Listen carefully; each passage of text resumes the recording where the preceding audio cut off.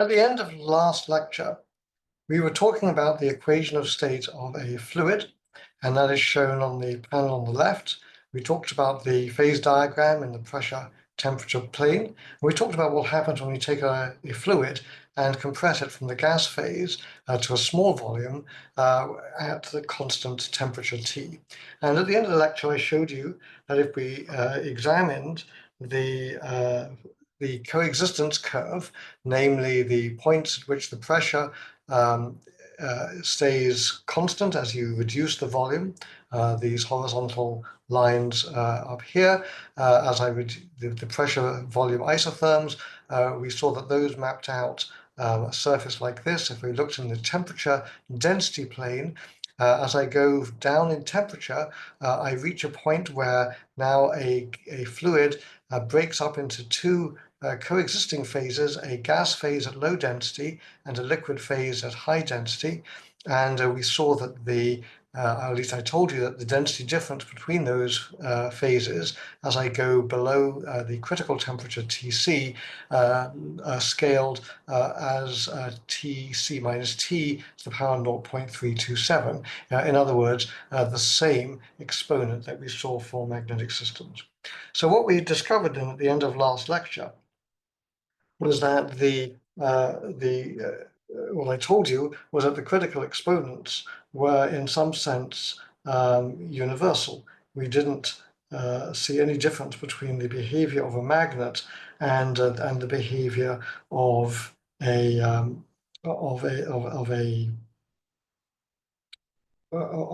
fluid. And we're going to talk a bit more about that right now. Then I'm going to recap the other things that we did in last lecture, and then we'll go on to talk about some new material. So what we saw at the end of last lecture then was that the critical exponents seem to be, excuse me, 1 second here. I want to just set my timer.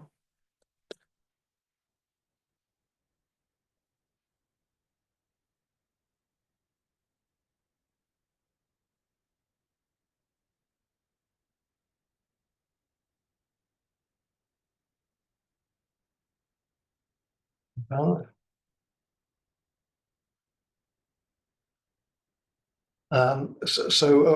What we've seen then is that the critical exponents don't seem to depend on what a magnetic material is, what the magnetic material is. It seems to be the same for different systems. It doesn't seem to depend on what the atoms are either. And so this set of phenomena are called universality. So let's review for now a little bit about what magnets are, and then I'm going to talk a little bit more about scaling. So the first thing I want to mention is that we talked about the Ising model of a magnet. So what is that? The Ising model of a magnet is simply this: you have a lattice, you have I equals 1 to n, labeling sites in d dimensions. So there's n sites in d dimensions. The spins sit on the lattice sites, and they have values plus or minus 1 in some units. And when we talk about the magnetization per spin, what we're talking about is the expectation value of SI summed over n and then divided by n. Now let's just unpack this. When I write down this angle bracket, I want to mean by that a thermal expectation value, sometimes called a thermal average. That average is taken over the canonical distribution, which is usually the Boltzmann distribution. And so the formula for expectation value of something is that something itself times e to the minus beta times the Hamiltonian of the system divided by e to the minus beta Hamiltonian. Now, what I've written here is TR, which we call trace. And let me just unpack what that means. When I write down the trace of something, it may suggest to you a matrix, and indeed that's where the term comes from. But what it really means here is that you sum over all possible values of the states of the system. So let's have a look at the denominator here. That denominator we call the partition function. It's given the symbol z. And it's written what trace of e to the minus beta h means is you sum over the value of spin 1, which can be 2 states plus or minus 1, then the sum over all the values of spin 2, which can be plus or minus 1, and so on and so forth until you get to the nth spin, and its two states plus or minus 1. So that's 2 to the n possible states in all. And then you sum the values, you plug those values of the spin variables into the Hamiltonian, compute e to the minus beta h, and then add all those things up, and that gives you the partition function. Now that that's the denominator, when we write down the magnetization, as we have over here on the left screen, what we mean by that is that we take the trace of SI e to the minus beta h divided by the partition function. So here, I've just taken this expectation value of SI, so that means that if I want to compute this number, that is a number that depends on what I is. I is the label for the spin at the site I. So you choose what site you want, let's say site 17. Then you put spin 17 in here, and then you compute the sum. Now the thing about this is a trace, this sums over all possible spin values, S1, S2, S3, S17, S18, and also S25 million, right? So most of the spins, the sums of the SIs won't involve the variable S17, but some will. And if a system is an interacting system, which is what we're going to be interested in this course, then all degrees of freedom get coupled together. Now, when you compute that, then you get the curve that's shown over here. For t greater than tc, the magnetization is 0. I'm just telling you that, but later we will prove that. And as t goes below tc, then what happens is you get the curve shown in the pink over here. And in the first lecture, and it's mentioned on page 3 of these notes, we can make a 10 seconds theory for the behavior of m of t, and that led us to the idea that m scaled as tc minus t over tc to the power 1/2. Okay, and that's the exponent that, in fact, I told you is incorrect. In fact, the real value is about 0.32 something or other. So we're going to find out why that is later in this course. Okay, so that's the part of the magnetization as a function of temperature that you've seen before, and that's for the external field equal to 0. So over here in the picture on the left, I've written here h equals 0 just to remind you of that. Now, what we're actually interested in is what happens in the whole HT plane. This H written like this means the external field, not the Hamiltonian. That's the external magnetic field, and there's the temperature. Now, above TC, there's no magnetization. What do we think is going to happen below TC? Without doing any calculation, we can already see something interesting. What we would expect is that if you're near 0 temperature, then all the spins will just line up, and the fluctuations, the entropy as it were, will be very small. So very close to absolute 0, if I apply an external field in the up direction, all the spins will point up, as shown over here. On the other hand, if I'm near 0 temperature, but the external field is pointing down, then we would expect all the spins to be pointing down. So what we've just deduced is that near h equals 0 and near at low temperatures, m will be 1 if h is slightly positive, and it will be -1 if h is slightly negative. And so that means there's going to be a discontinuity in m at h equals 0, and that's designated by this sort of jagged line over here. Now, it'll turn out, and we'll see that later, that the magnetization is related to thermodynamics, the thermodynamic free energy called the Helmholtz free energy, which I'm going to assume that you've met before. So, and I'll derive this equation, but I'll assume that you've heard about free energy in your elementary statistical mechanics classes. So what that means is then for t less than Tc, the first derivative of the free energy is discontinuous at h equals 0, and this is called the first order phase transition.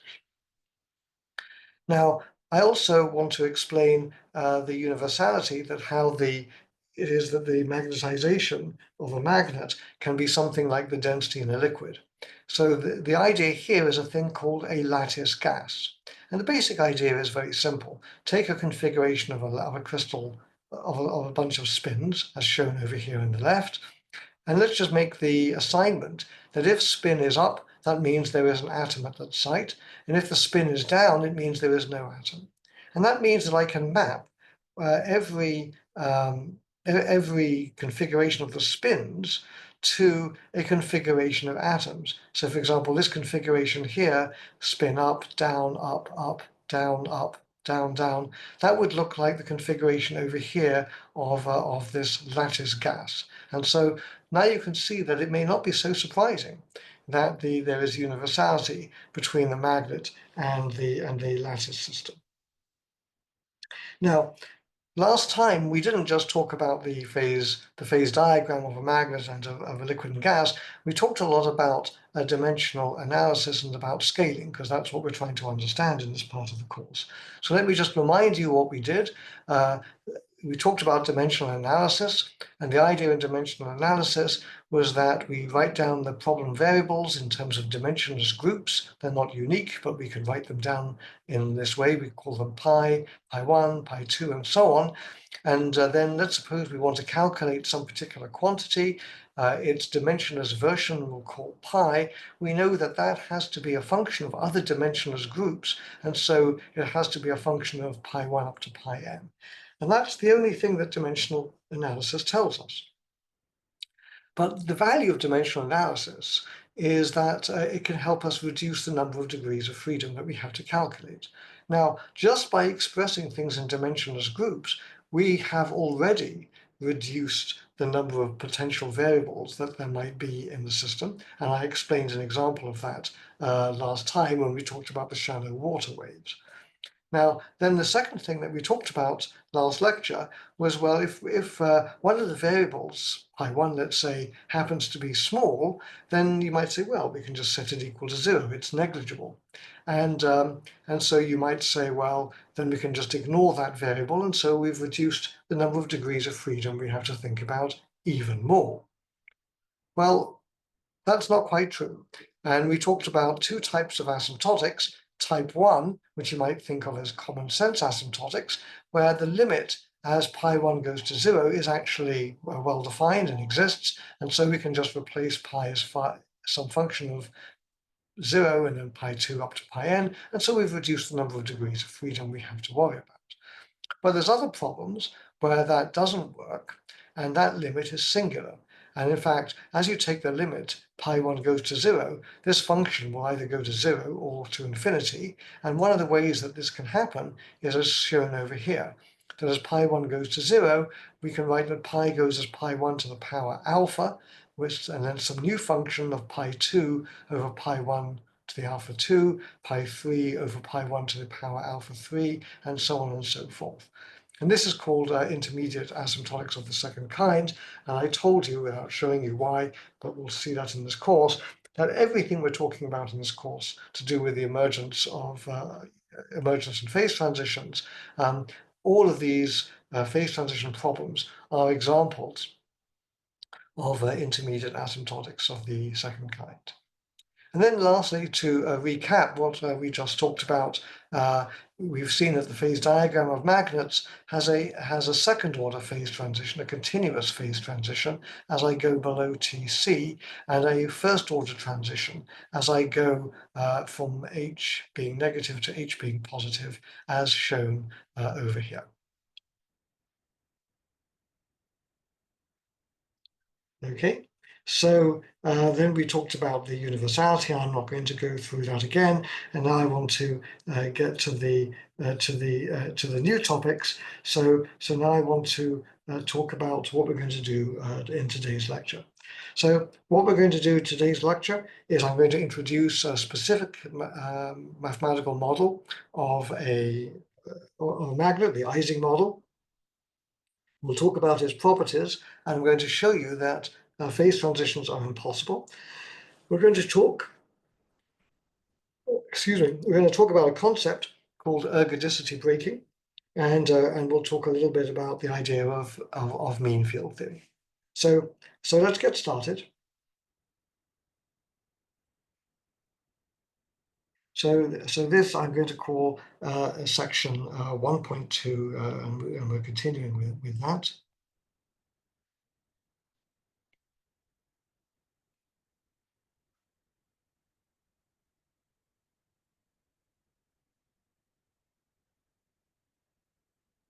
So I showed you that the magnetization behaves in a singular way, but many other variables do as well. And so I'm going to give you an example of critical behavior, and there'll be some more in the homework.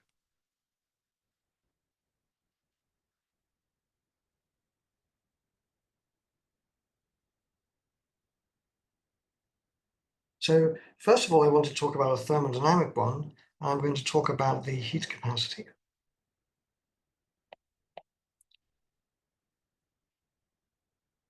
So the heat capacity, or the specific heat, denoted by C.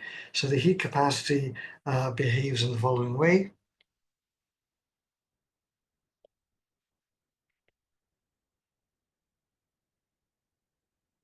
So it looks like this. I'm going to draw that little arrow up here to tell you that these lines go up to infinity. So what we're going to see is that the heat capacity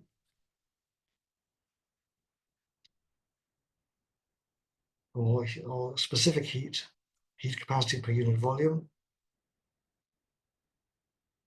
per degree of freedom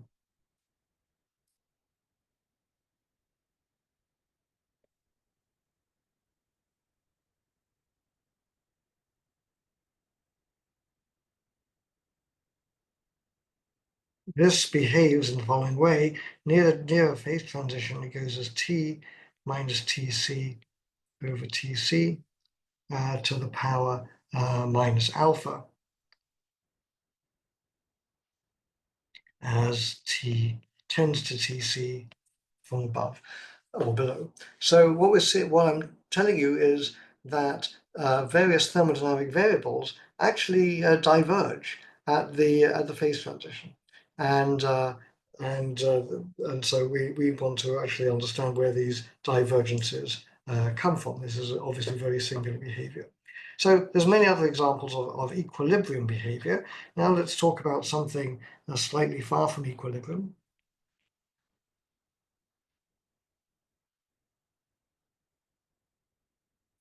Well, slightly far from equilibrium doesn't make much sense, does it? So why don't we just say near equilibrium?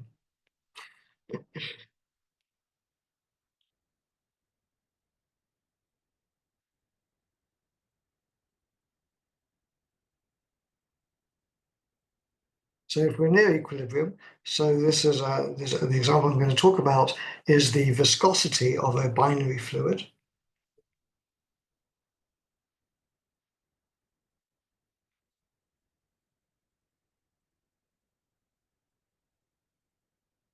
And the binary fluid is going to be near its critical point.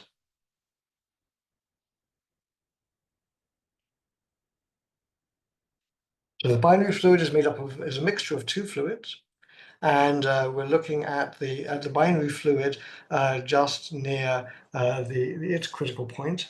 And if we measure the viscosity,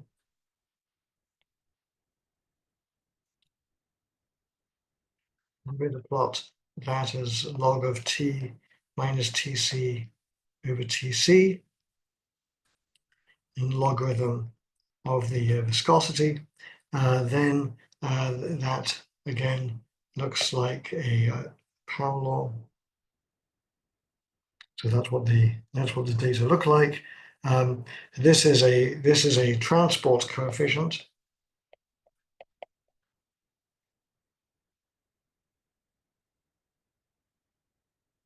Tells you about what happens when a fluid is sheared. The heat capacity, of course, is an example of an equilibrium thermodynamic variable.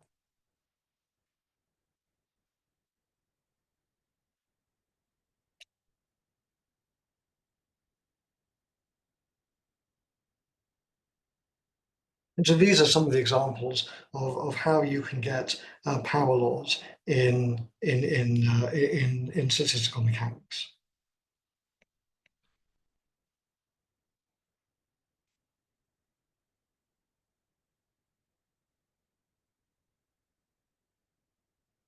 Okay, so now I want to talk about the Ising model.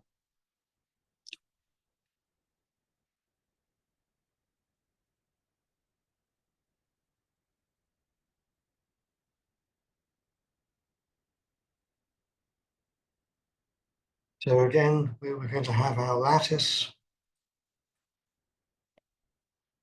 like so, and then we're going to imagine that on each lattice site there is a spin variable which can either point up or down, something like that. And so I goes from 1 up to n. Si is plus or minus 1, and we are in d dimensions. And so the goal of this section then is to make understand the behavior and interacting magnetic spin system.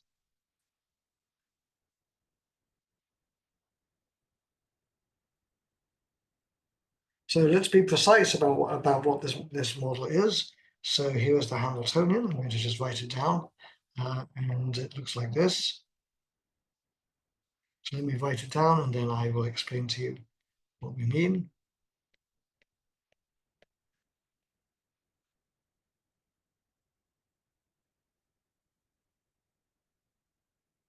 So this is the Hamiltonian. When I write down this over here, what that means is that I and j both go from 1 up to n, but I is not equal to j, and the I, j means nearest neighbor sites.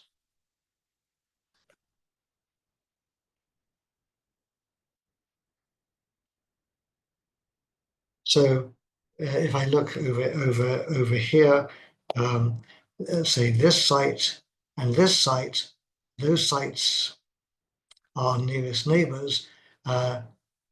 This site and this site are not nearest neighbors. And so we sum only over nearest neighbors. So the idea then is that the spins have short range interactions between them. All right, so that's that. Then this J is called the exchange interaction, and it's a number that is computed from the overlap of wave functions in quantum mechanics. I'm not going to go through that, but it's an example. We will call such a thing a coupling constant.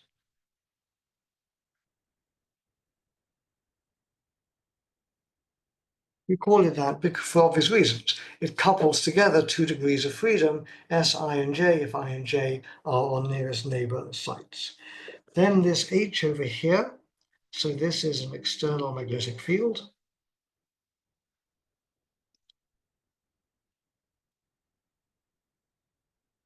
And the external magnetic field couples through the usual dipole interaction to the magnetization of the system, in other words, to the sum over spins. So we can think of J and H as being coupling constants.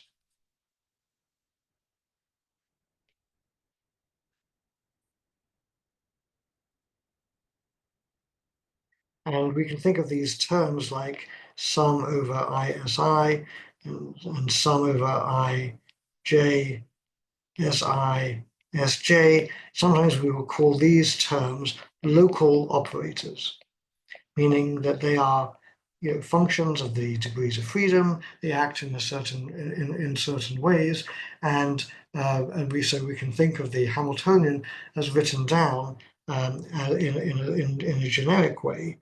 Sounds ludicrously pretentious, but a way that looks like this. I can write it as the sum of over a bunch of terms that look like this: some coupling constant, some local operator that say depends on all the degrees of freedom. And that is a sort of general way. I can think of a whole bunch of different coupling constants multiplying a whole bunch of different local operators, and that would be a particular way to write this Hamiltonian. And in this particular case here, we have theta 1 is just the sum I, J, Si, Sj. Theta 2 is are just sum over I si, and theta 3, if you had one, it might be something like sum over I j k si sj sk, for example. That could be an example. And if we had such a thing, then we would say that, in this example here, k1 is equal to j, k2 is equal to h, and k3 equals 0, because there isn't such a term in the Ising model.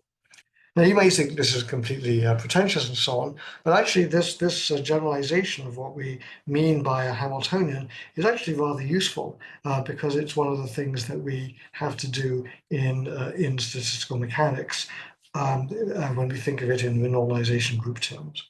So so so we'll try not to be pretentious for most of this course, but this is an example where it's seemingly pretentious, but in fact is actually useful, and we'll see why. Okay, now what is the goal of statistical mechanics? So what our goal is to compute the partition function.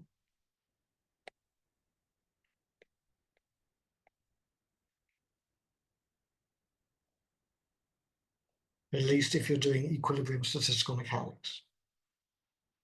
If you're doing non-equilibrium statistical mechanics, then it's much harder. We don't have a general framework like we do for equilibrium. So it's called a partition function because it is actually a function.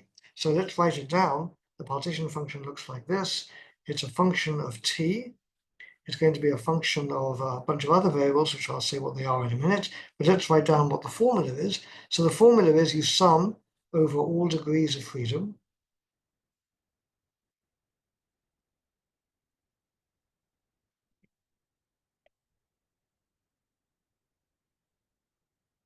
e to the minus beta times the Hamiltonian, which depends on all the degrees of freedom.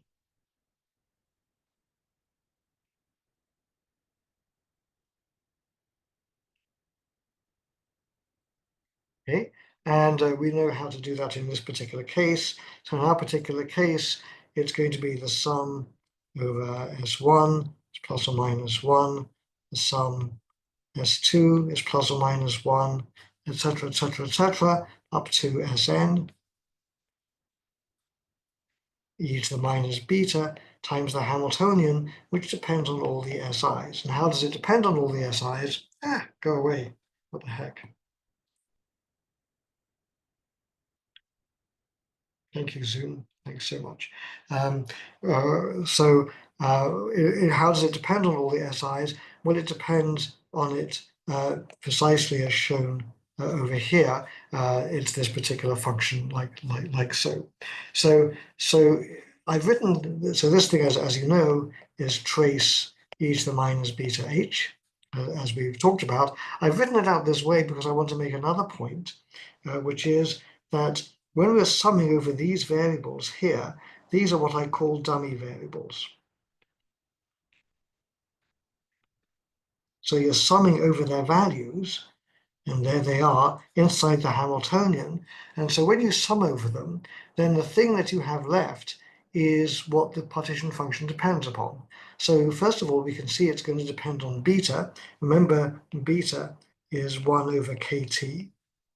Boltzmann's constant times T. So the temperature is there, but what else is there? Well, we've got n degrees of freedom. So this partition function is going to depend on n, and then it depends, the Hamiltonian is written in terms of all these coupling constants over here on the left-hand side, the k's. So then what that means is that the Hamiltonian, the partition function will depend on all the coupling constants. Let's call them k nu just to be consistent. And so the partition function is a function of those coupling constants, like so.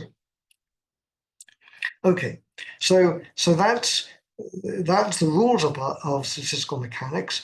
That's how you compute the partition function. And why do you want to compute this? You want to compute this because if we compute the partition function, then that gives us the Helmholtz free energy.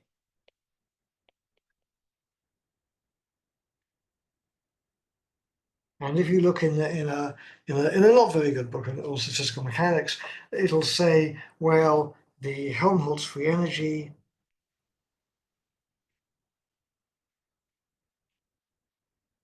is equal to minus kbt times the logarithm of the partition function.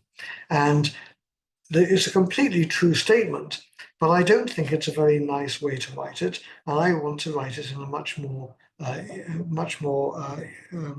provocative way. So I'm going to claim that there's a better way to write this. And the better way to write this is as follows. Let's start off over here with e to the minus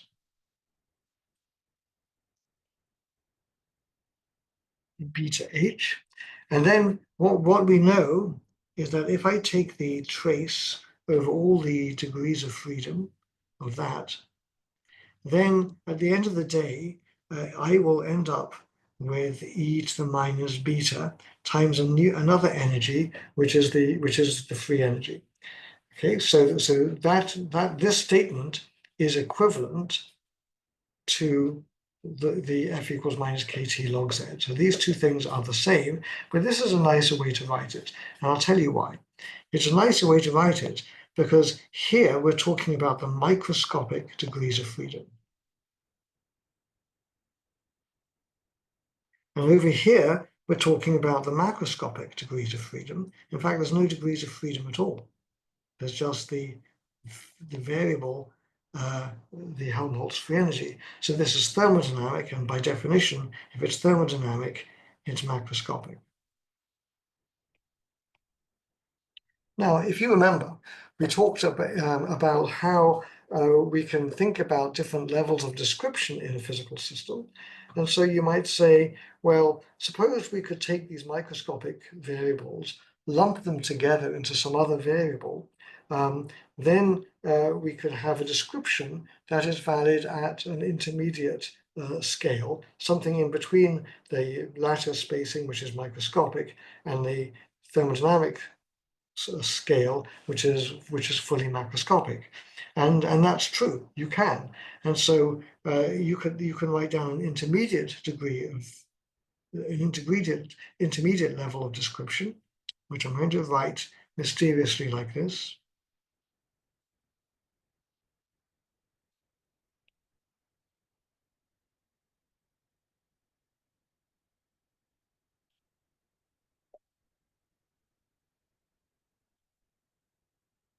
And so this degree of freedom, this level of description, is going to be an intermediate level of description.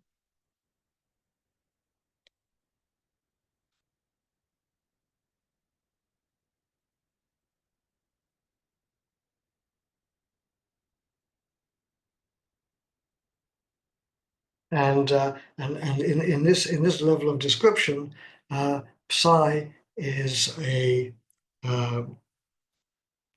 coarse-grained variable, which in this case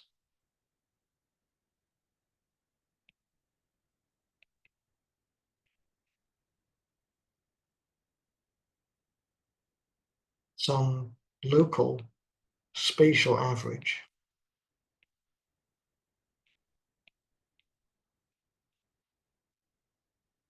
of spins. So that's one way to think of this intermediate level of description. Another way to think about it would be, let's talk about a fluid.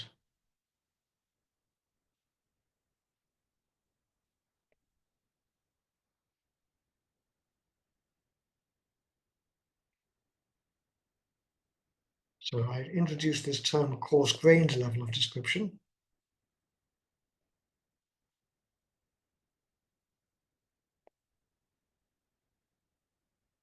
And I'm going to talk about that for a fluid. Okay, so what would it be in a fluid? So if I had a fluid, I've got a box, I've got a bunch of particles bouncing around in a box. So here they all are. And my microscopic level of description, it tells me I've got particles at positions Ri with some velocities Vi, and I goes from 1 to n. So this is the position and the velocity of particles.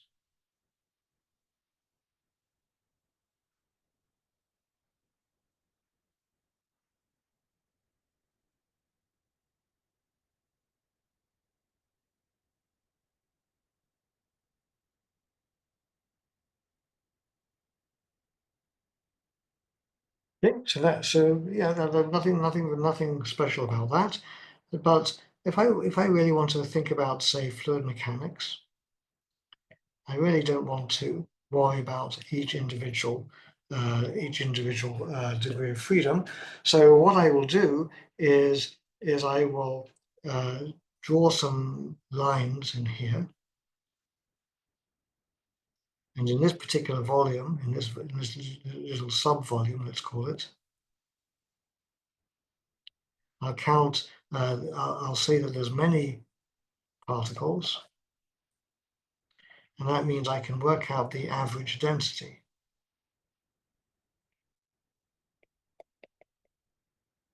And so then I have a picture then of a fluid, which will be in terms more of its. Of course, I can't draw it very well. Its density, like so, perhaps something like that. There's its density field, and I might have a velocity field superimposed on that. I'm just drawing the velocity like this. So I've got this is the velocity vector, and the blue is the particle density. And so this would be a microscopic description.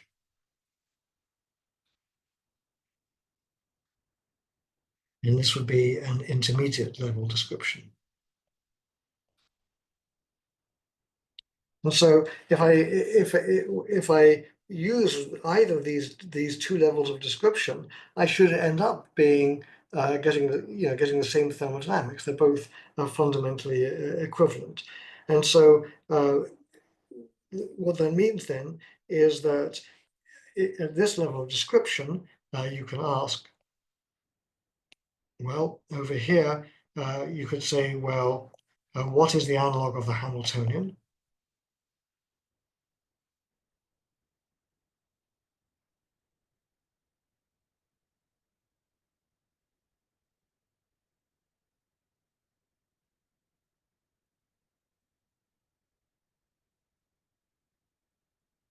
And then another thing you can ask is, well, if we have this, well, what is the analog of the trace operation?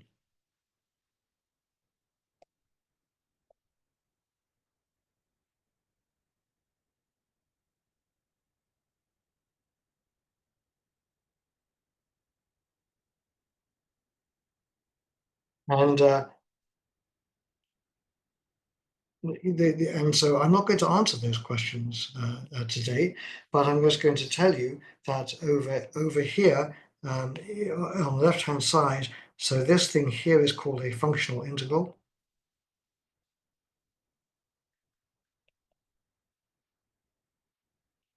And this thing over here is called our effective Hamiltonian or Landau free energy.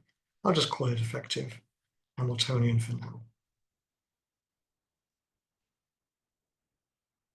And we'll define what these things are, and we'll define how to compute them later. But I just want to let you know that that is something that we can construct. Okay, so now let's go on.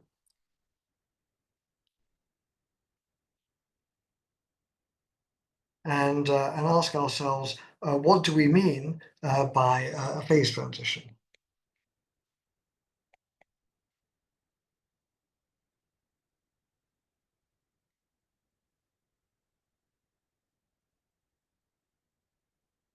So our answer is that we compute the partition function, So the partition function, and from the partition function we get the free energy, and from the free energy we can get all the thermodynamics. So the partition function, i.e. the thermodynamics,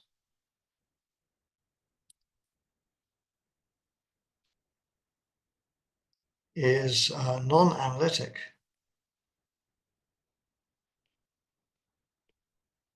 as a function of its arguments.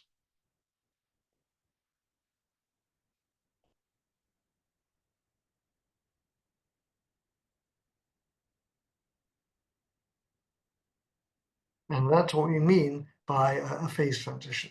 So if we go back to our picture of the phase transition for ordinary matter, so we have solid, and then we have liquid, and then we have a gas, then we can ask ourselves, well, these are phase boundaries, so these phase boundaries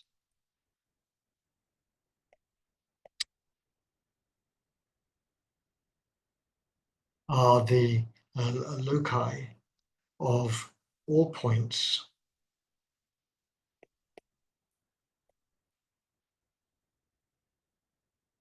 where Z is non-analytic.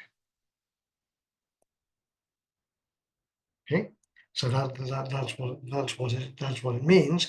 So you can say, well, okay, well that's fine. So now let's talk about the Ising model. So if we look at the Ising model, we can ask, can the partition function of the Ising model be non-analytic? Is that possible?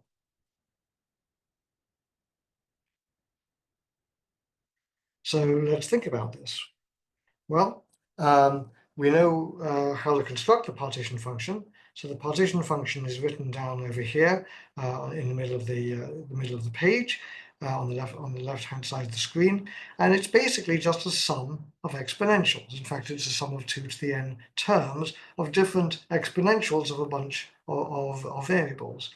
So we can say then that the partition function is equal to a sum of exponentials. And those exponentials are exponentials of the coupling constants, e to the k, e to the h. And how many terms? 2 to the n terms, because there's 2 to the n different states. And since it's a sum of analytic functions, it itself is an analytic function.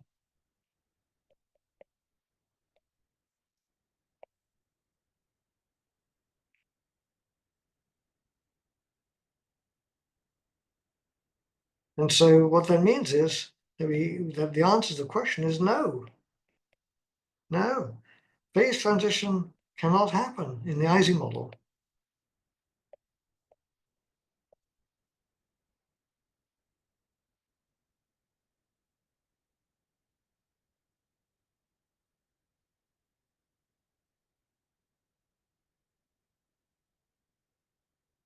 So that's a bit of a blow, because you've just signed up for a course on phase transitions and emergence and so on.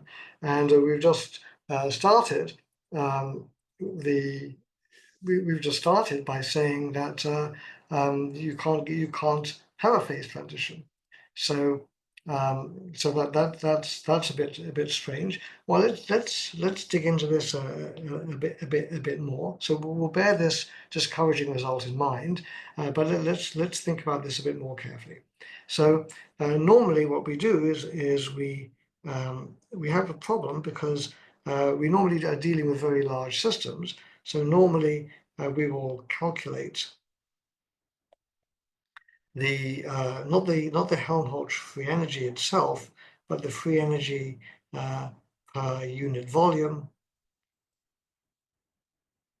or per degree of freedom.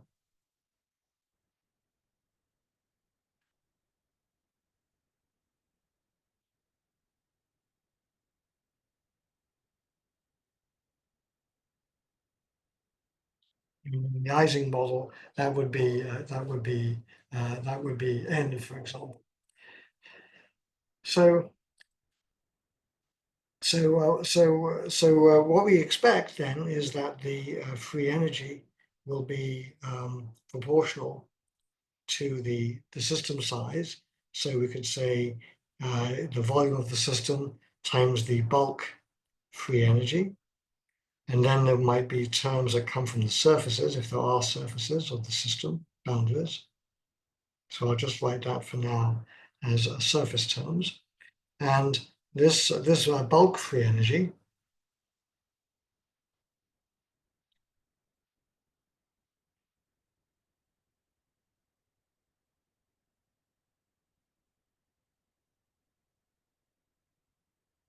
is literally just defined by saying FB, excuse me, is the limit as V goes to infinity of the free energy per unit volume. Or it might be, in the case of a spin system, this might be the case in, say, a fluid. Case of a spin system, it might be FB is the limit as n goes to infinity of F over n. And I write it like this because the surface terms will go like the surface area, and that will go like, say, in 3 dimensions, the volume to the 2/3 power, or n to the 2/3 power, something like this. So if I want to extract the bulk free energy, I take the n goes to infinity limit, and then the ratio, then those terms go to 0, and I just end up with FB itself. So in fact, what we're going to see is that in order to get a phase transition,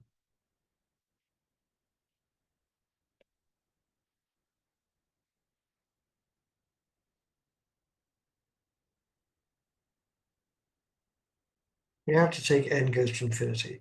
And you can see why that is the case. When we say that the partition function is the sum of exponentials of coupling constants, which are analytic, that's a sum of 2 to the n terms. If I take n goes to infinity, then it's a sum of an infinite number of terms. And the sum of an infinite number of analytic functions is a non-analytic function, or can be, whereas the sum of a finite number of analytic functions must be analytic. So in order to get a phase transition, n goes to infinity, because the sum of an infinite number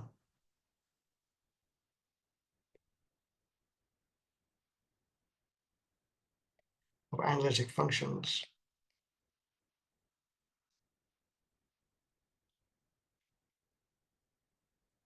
can be non-analytic. So we will talk about this concept as the thermodynamic limit.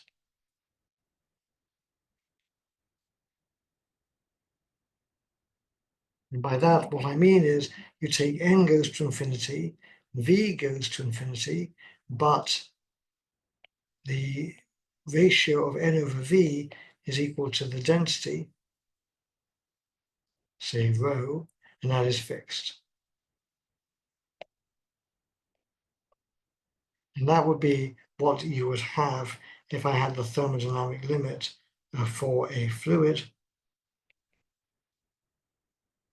And if I had a magnet, it would just be n go to infinity.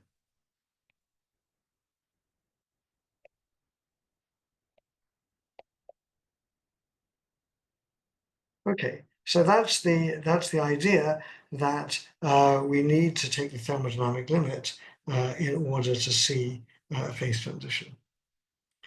Okay, so now let's talk about the classification of phase transitions.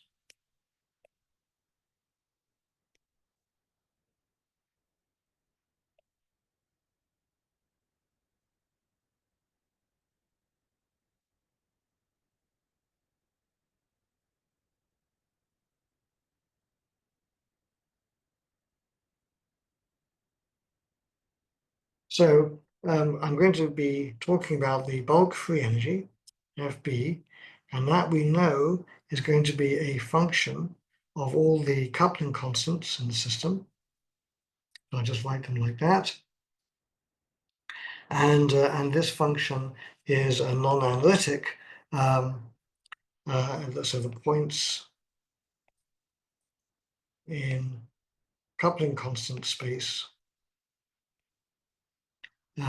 define where FB is non-analytic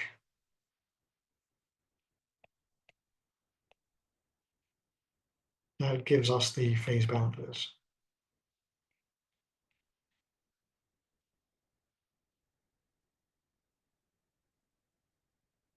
Okay, so the next thing is we can ask about what are the properties of the bulk free energy.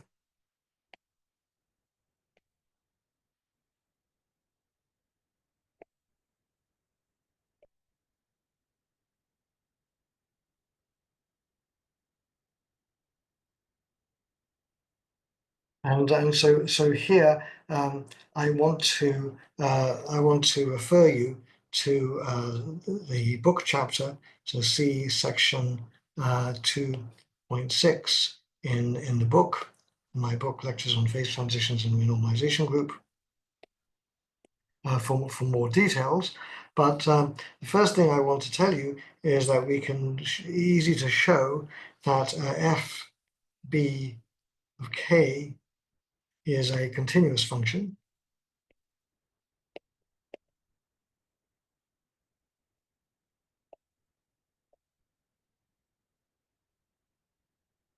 So you might say if it's a continuous function, how can it be non-analytic? Well, it can be non-analytic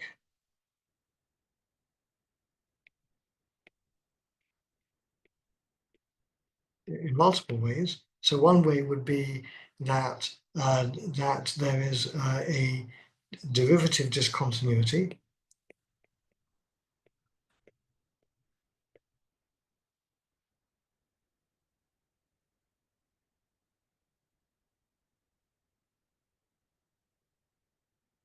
And that's what we call a first order transition.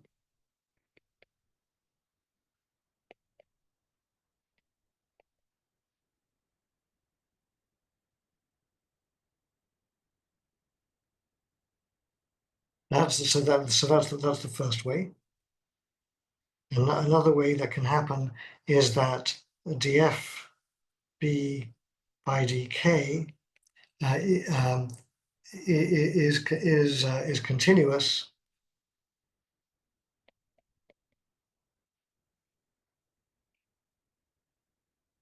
but there is some other non-analyticity, such as a divergence. So, for example, we saw that with the heat capacity going as T minus Tc over Tc to the power minus alpha as T tends to Tc. So that's called a continuous phase transition.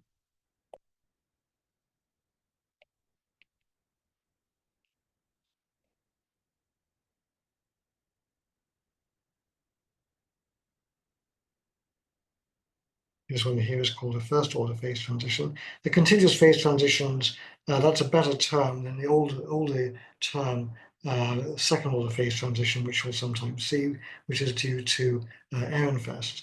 So let me just make a comment.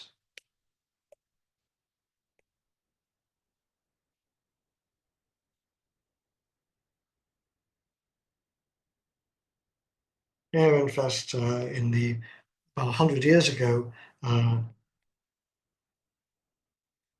he defined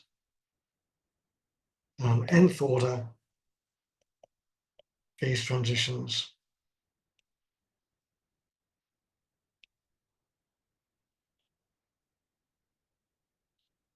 as dn f by dk to the n is discontinuous. So people thought then that the only thing that could happen were discontinuities, either in the function or its first derivative or its second derivatives and so on. And people didn't really know then that there could be these parallel divergences And so he classified transitions in this way, and today we know that that's not correct. So that's how he defined it. This was wrong. Um,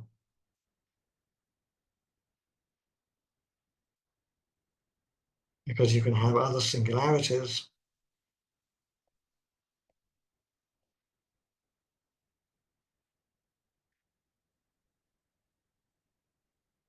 like divergences, for example, and um, and uh, and in fact, um, his classification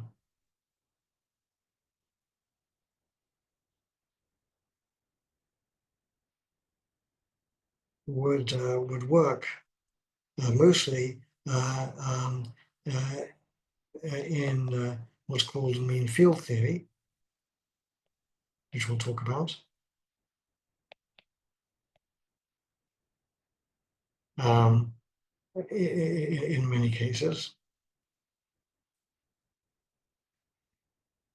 Maybe all I can't think right now if there's other cases, but anyway, that was a much too simplistic picture.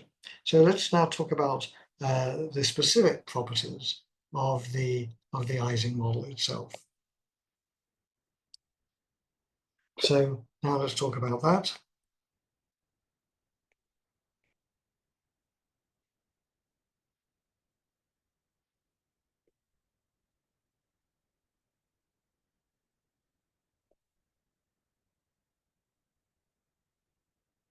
So here is our Ising model. Um, so I'll write it for now like this: minus h is h sum over I si plus j sum over ij si sj, and then there's higher order terms which we are not going to worry about. So there could be other kinds of models, not nearest neighbor Ising models, but other models, more general Ising models with things like this. And so this part that we are actually interested in here, this we'll just call the nearest neighbor Ising model.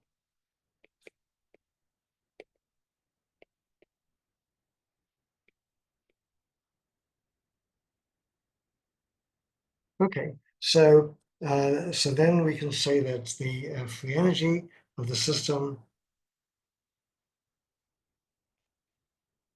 is minus kBt times the logarithm of the trace over the s's e to the minus beta times the Hamiltonian of all the s's, like so. So that's our free energy. Now let's work out what dF by dH is. So I promised to show you this. So let's do this. So let's ask. So my claim is that anything you want to calculate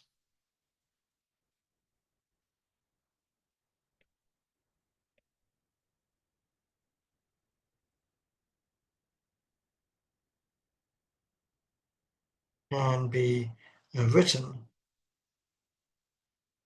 as a derivative, a particular derivative of the partition function. So let's have a look. So let's have a look at, say, dF by dH. So dF by dH, so let's take the derivative of this. So first of all, you've got a logarithm, and then you've got the trace, and you've got e to the minus beta h, and you've got all this stuff in there. So we're going to ignore the we're going to ignore all of this thing here. We're just going to look at the nearest neighbor Ising model. So let's have a look at what happens when we differentiate, and we're going to be differentiating with respect to h. So that's this h over here. So the first thing that's going to happen is when you differentiate it, h is going to be multiplied by minus beta times h. So you're going to get a factor of minus kBt. That's the first term. Then you're differentiating a logarithm of something. So when you differentiate a logarithm of something, you get 1 over that thing. So then you get 1 over the trace of e to the minus beta h. So you get that. And then you get the derivative of the thing inside. The thing inside, the derivative, d by dh, just acts on this term over here. This h over si is in the middle of this exponential. So when I differentiate, it comes down to the ground level, as it were. So I just get the trace over si of what? Well, so I've got the sum over I equals 1 to n si. And then I have e to the minus beta h, like so. And then I also have a factor of 1 over kt, because when I differentiate, I bring it down here. So there's also a factor of 1 over kt, like so. So I'd like all of you, particularly if you know you haven't seen this before, I'd like you to check this. Okay, it will shouldn't take you very long, but make sure you can check that you can do that. And now you can see that the factors of kt cancel out, and then what you end up with now is minus, and then I've got the trace of the sum over isi, e to the minus beta h, divided by trace e to the minus beta h. Well, that, scoot back a couple of pages,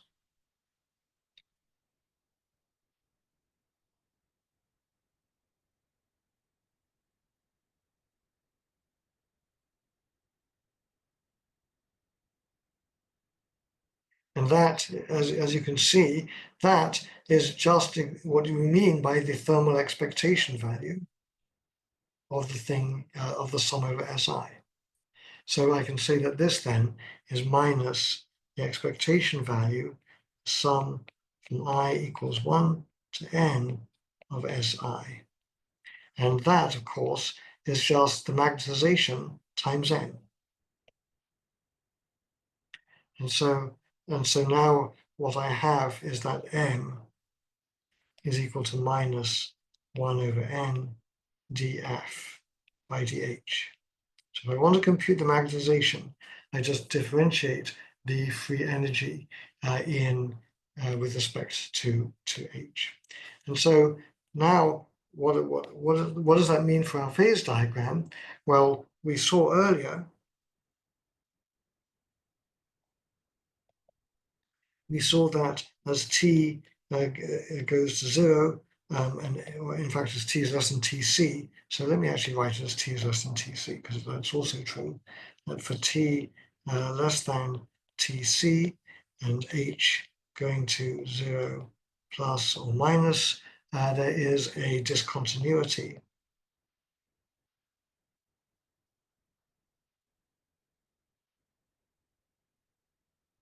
in m, and we saw that right here.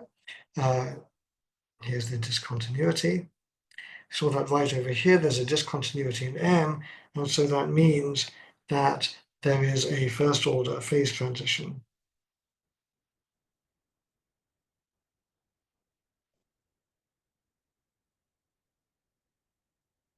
for t less than tc. Now, let me just make a remark. So this we saw this was true for t going to 0, but it's also true for t less than tc. So for why t less than tc? Well, for t less than tc, there'll be more spins, say up than down, if h is 0 plus, and it's going to be more spins down than up if h is 0 minus. Then the difference between the number of spins up and down goes to 0 as you go to the phase transition point, but there is still this discontinuity in the expectation value at the phase transition point. And so that's why there's a first order transition all the way up to TC. Okay, so that's the first thing. And this trick of differentiation is one that we're going to use a lot. So let's ask another question. Let's suppose that we made the external magnetic field spatially varying.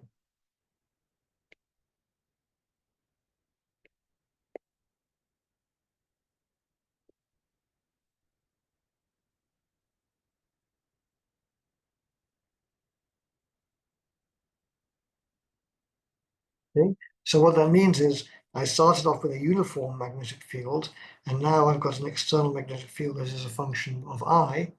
I goes from 1 up to n, so my Hamiltonian would look like this. It would look like this minus the sum from I equals 1 to n, hi si minus j times the sum of I and j si sj. So that would be what my Hamiltonian would look like. And I'd like you to check for yourself that if I were then to compute df by dh, let's say hj, some particular value hj, you choose the value j, 17, let's say, then df by dh 17 is going to actually end up being minus the expectation value of sj. So you tell me what j is. I differentiate f with respect to that h, and that gives me the expectation value of the particular value sj. Okay, so that's something I want you to check, and we're going to use that later on. So I want to talk about the fact that that m is m cannot be non-zero. So the next thing we're going to talk about is the impossibility of a phase transition.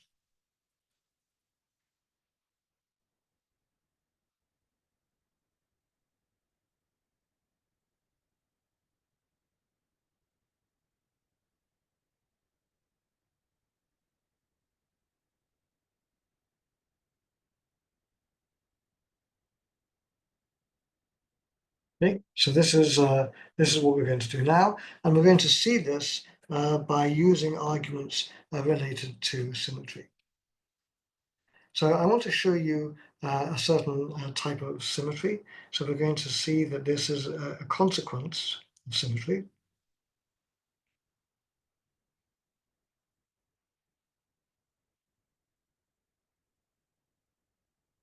So so let's have a look at what happens. So the question we're asking is if I know the symmetries of the Hamiltonian, then what do they imply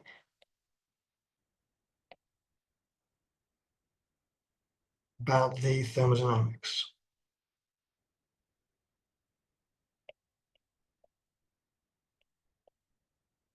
That's the question. So let's have a look at what the symmetries of the Hamiltonian actually are. So if I write the Hamiltonian in the usual way, I'm going to just now use the spatially uniform version.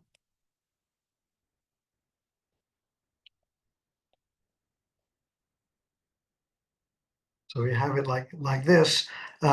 If we were to turn all the spins to be negative,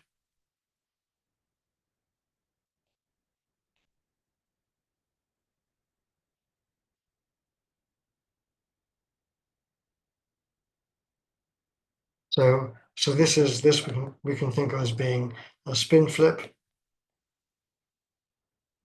or we can think of it as time reversal. There is no time in statistical mechanics. in equilibrium, but we can think of it as being, if the spin is like this, then if we send time backwards, the spin changes sign. So this is a sort of time reversal or spin flip symmetry. And if we also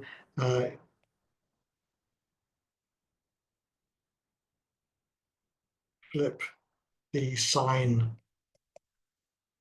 of the external field,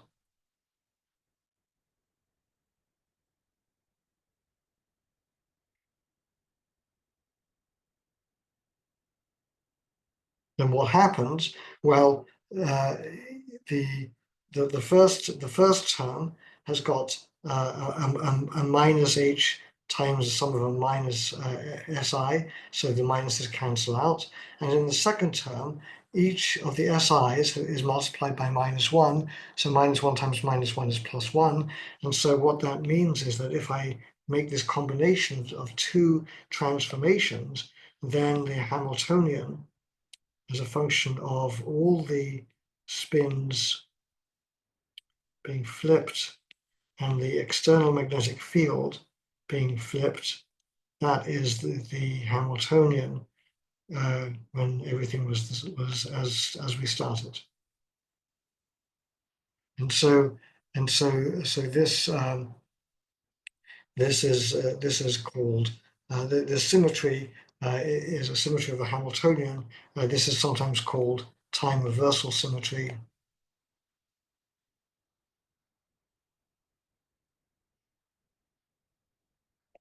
Or sometimes it might be called Z2 symmetry, because we've permuted two objects, the spins and so on. Okay, so we have this exact symmetry, and now we're going to look at what are the consequences of it.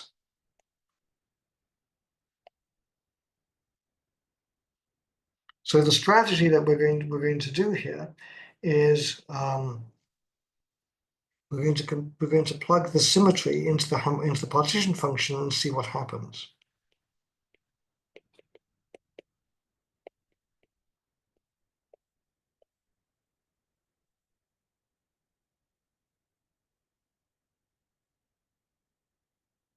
So let's see what I mean by that. So I start off with a Hamiltonian. Sorry.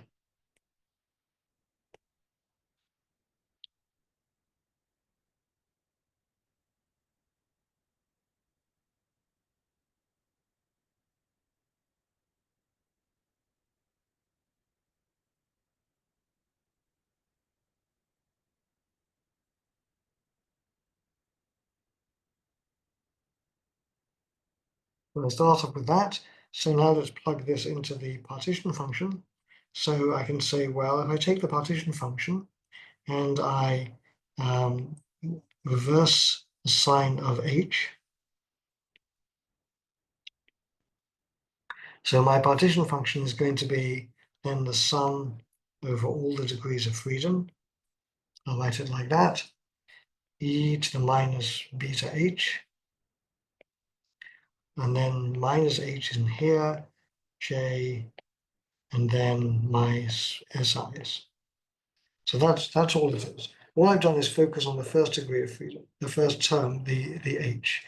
Now, remember I make this distinction about what I call dummy variables. So the spins, these are dummy variables, meaning that we sum over them. And so the answer doesn't end up depending upon them. They're like variables of integration, the integration variables. So the answers don't depend on them. And so I can now make a change of variables in this expression over here. I can write this as the sum not of the s's, the si's, but the minus si's. Why not? All I've done is make a change of variable. S goes to minus s. So these still equal plus or minus 1, or if you like, minus plus 1. And then I have e to the minus beta times the Hamiltonian.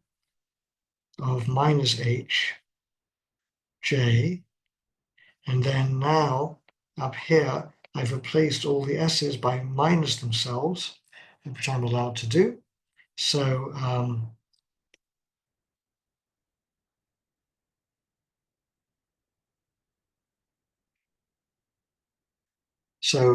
I've just done that, and now this is a dummy variable. Uh, so this is exactly the same thing, because of this identity here. This then is just the partition function of h, j, and t. So because this is the same thing as h of j, this is just the partition function of h, j, and t. And so what I've learned then is that f b of h, j, and t is f b, the bulk free energy, of minus h, j, and t. Okay, so basically the free energy is an even function.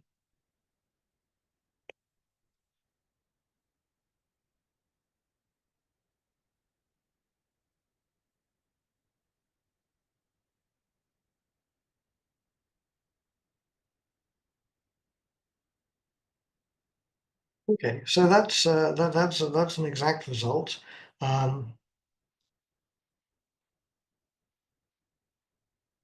Okay, so that's nice. So what does it mean for the magnetization?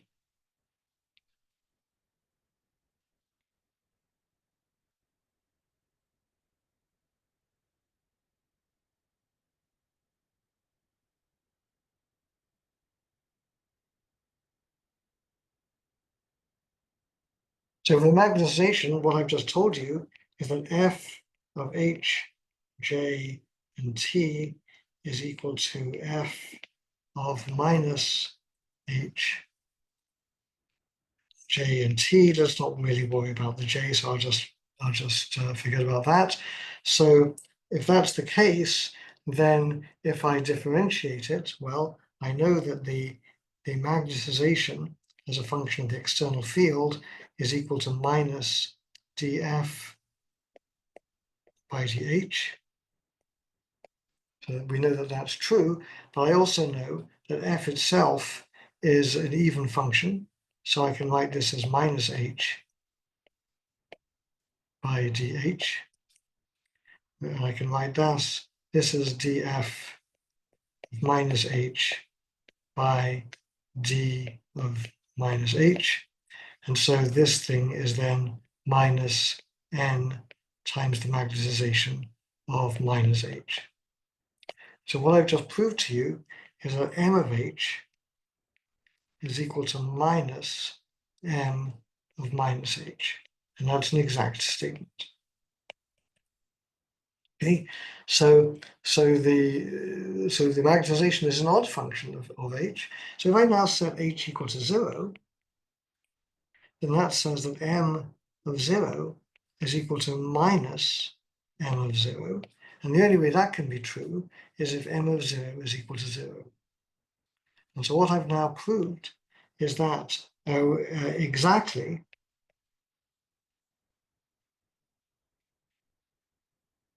is that m of 0, the magnetization in 0 external field is always equal to 0 for all temperatures.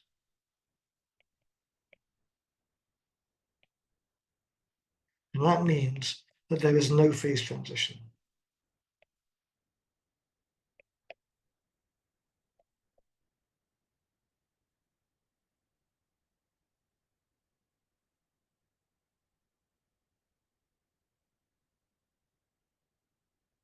So that's a bit of a shock, because that says, well, phase transitions don't seem to exist. All we've really said is that for every state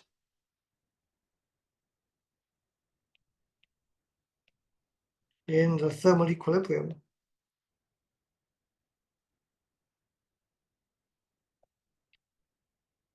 there is another state with all the spins reversed.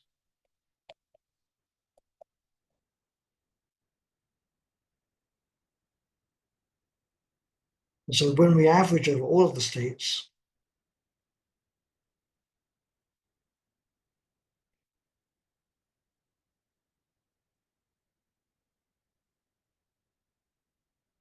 the magnetization cancels out.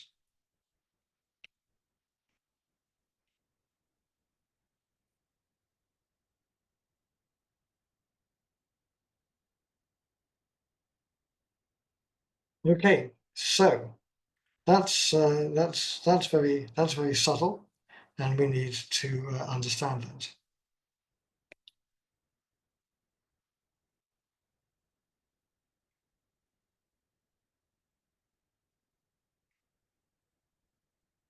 Okay, so let's try to figure out what is going on. So we already talked about how it looks like we need to take the thermodynamic limit in order to get a phase transition, because we are summing up a finite number of terms. So that's also true. So in that spirit, we can say then that we already saw that if n is less than infinity, we do not expect any non-analyticity. We do not expect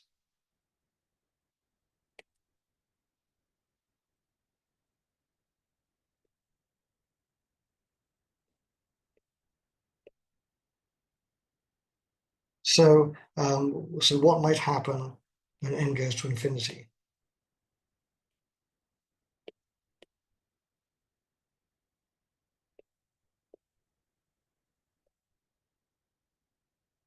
So to answer that, I'm going to just tell you what happens, and but I'm not going to mathematically prove it for you in this lecture. But I ask you to look for this in the book if you're interested. So what we're going to see is that what might happen as n goes to infinity is that that FB has the following form. So I'm going to just draw the graph, and I'll draw that, and I'll explain what I'm saying in a minute. So here is the free energy as a function of h, and my claim is that it looks something like this. Let's suppose that we have n is less than infinity, so this is an even function that is non-analytic, and so looks something like that. So this curve over here is for n less than infinity.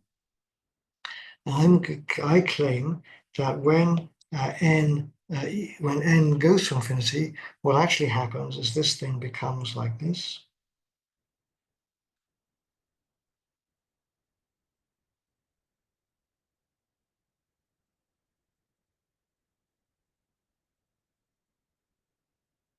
So it looks something like that, and right here at this point over here, right here, this is a cusp.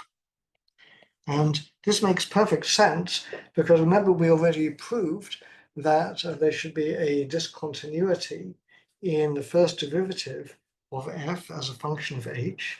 We saw that just by verbally arguing.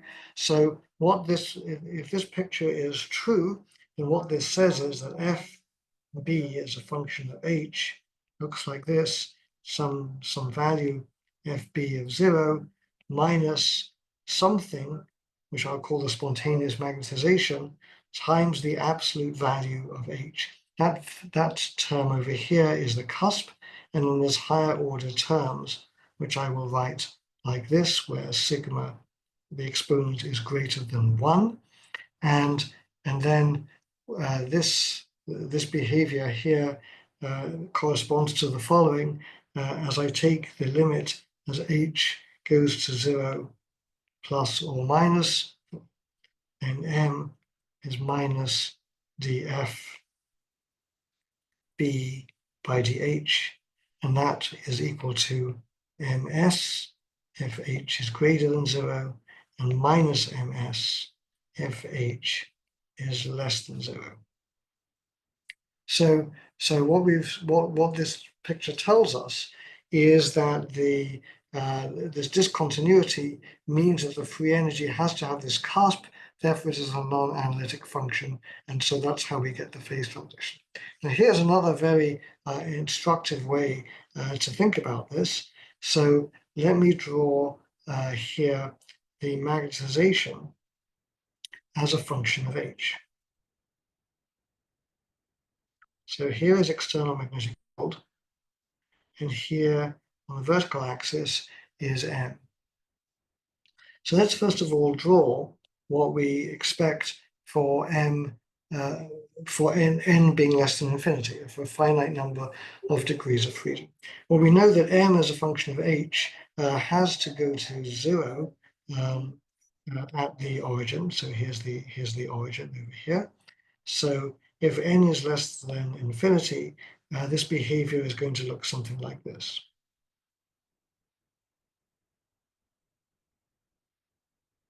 We know as we apply a bigger and bigger magnetic field, M will eventually saturate to a value 1, and it will have some behavior that looks something like this. If I have if I have a larger value of n, so let's say now that, so let me draw this like this. So this is say n equals n1, which is less than infinity. And let's suppose now I have another value, which is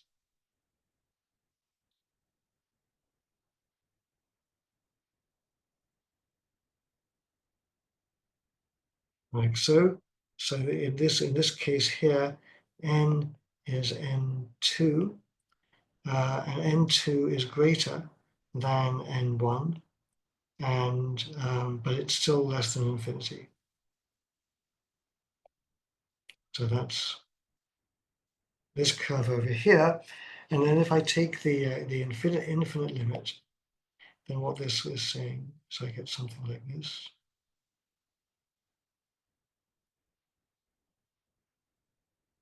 That's the discontinuity, and this is n equals infinity, like so. And so that's the discontinuity that we're seeing only as we take the thermodynamic limit. So okay, so that's where I'm going to stop for this lecture, and in the next lecture we're going to see how we understand this in terms of the dynamics of the system, namely in terms of what's called ergodicity braking. See you then.